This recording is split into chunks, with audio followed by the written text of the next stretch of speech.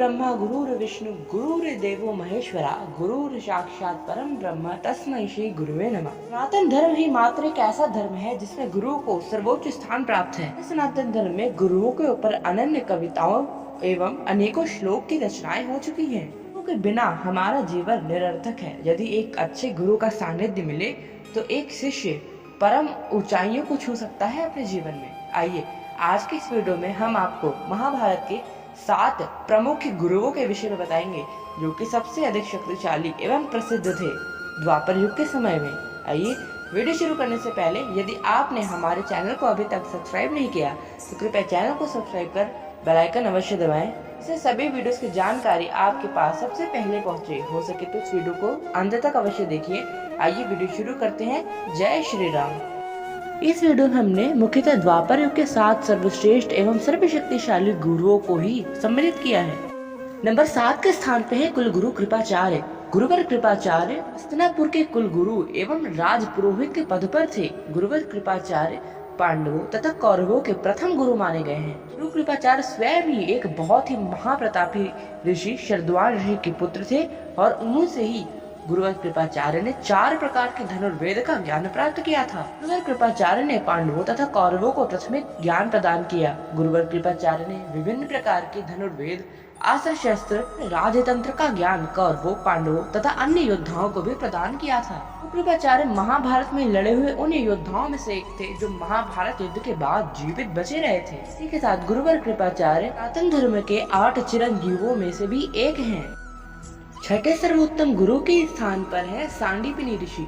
सांडीपनी ऋषि भगवान श्री कृष्ण अथवा बलराम जी के गुरु थे। सांडीपनी ऋषि अपने आश्रम में चारों वेदों, उपनिषदों, अस्त्र विद्या, धनुर्विद्या, धर्म नीति, कर्म नीति, राजनीति, आध्यात्मिक ज्ञान, वैदिक ज्ञान, अर्थशास्त्र, ज्योतिष शास्त्र जैसे अनेकों विषयों को पढ़ाते थे।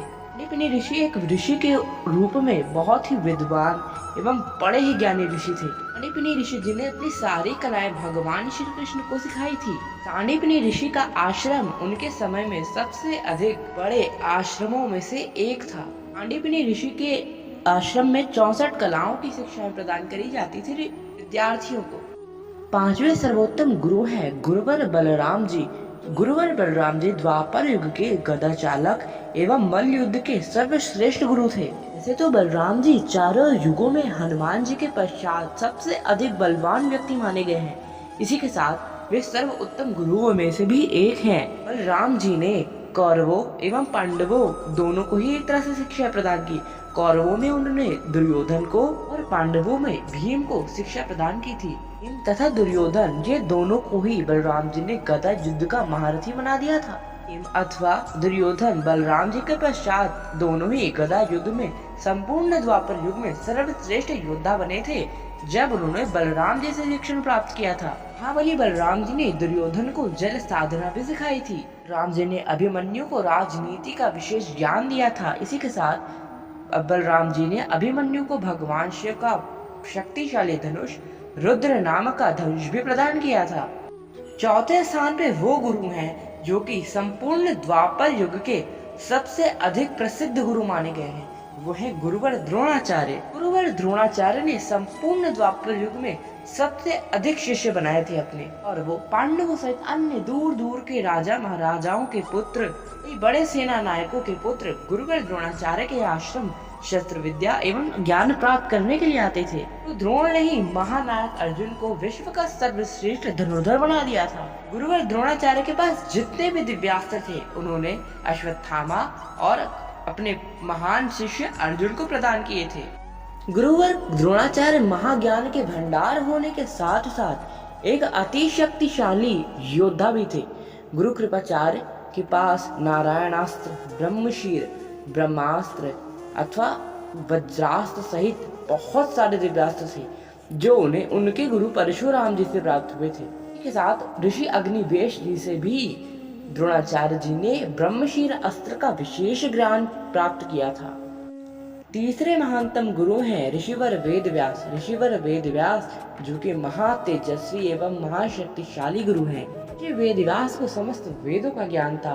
गुरु पूर्णिमा भी वेदव्यास जी के उपलक्ष्य में ही बनाई जाती है। गुरु वेदव्यास को नारायण का कला अवतार भी माना गया है शास्त्रों में। वेद व्यास समस्त वेदों के ज्ञानी थे। इसी के साथ महाभारत संपूर्ण ग्रंथ की रचना भी गुरुवर वेद व्यास जी ने ही करी थी। सनातन धर्म के मुख्य 18 पुराणों की रचना भी वेद व्यास जी ने ही करी है।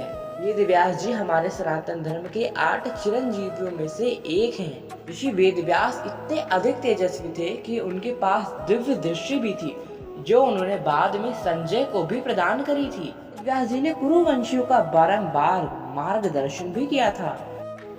नंबर 2 के स्थान पे है भगवान परशुराम। भगवान परशुराम भगवान श्री विष्णु के छठे अवतार थे। परशुराम को सनातन धर्म का सबसे अधिक विध्वंसक योद्धा भी माना गया है।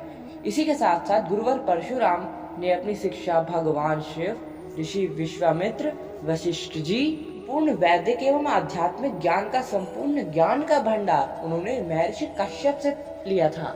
तथा भगवान ने भी गुरु परशुराम को बहुत सारा ज्ञान प्रदान किया था। गुरु परशुराम के महाभारत में सबसे अधिक शक्तिशाली योद्धा शिष्य बने, जैसे कि भीष्म पितामह, गुरुवर द्रोणाचार्य, रुक्मी और सूर्यपुत्र कर्ण।